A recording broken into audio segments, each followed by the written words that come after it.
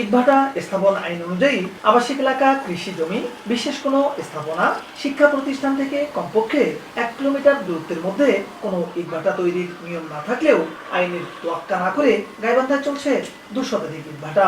বিশেষ প্রতিষ্ঠান, হাটবাজার ও আবাসিক এলাকায় গড়ে ওঠা এসব ইটভাটার ধুলাবালু ও কালো ধোঁয়ায় দূষিত হচ্ছে পরিবেশ। খরচ ক্ষমতা হারাতে বসেছে গাছপালা, উৎপাদন কমে যাচ্ছে ধান সহ বিভিন্ন ফসলের।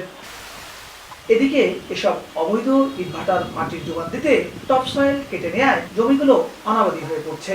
অন্যদিকে ড্রাম ট্রাক, ট্রাক্টর ও টলি দিয়ে ইটভাটার ইট ও মাটি আনা নেয় নষ্ট হচ্ছে গ্রামীণ সড়ক। আবার অনেক ইটভাটায় পোড়ানো হচ্ছে গাছ। 2-1টিতে জরিমানা ছাড়া দৃশ্যমান কোনো ব্যবস্থা নেওয়া হয় না বলে অভিযোগ স্থানীয়দের।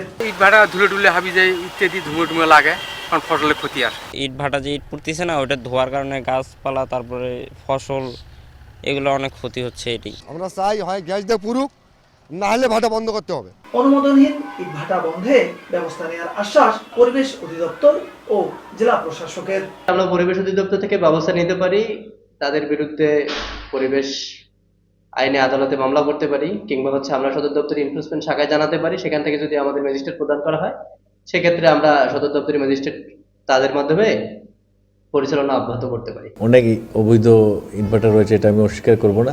এই অবৈধ ইটভাটার বিরুদ্ধে আমরা ব্যবস্থা নিচ্ছি এবং ব্যবস্থা গ্রহণ অব্যাহত থাকবে। জেলায় 2 শতাধিক ইটভাটার মধ্যে অনুমোদন আছে মাত্র 16টির। বিপ্লব ইসলাম, সময় সংবাদ, গাইবান্ধা।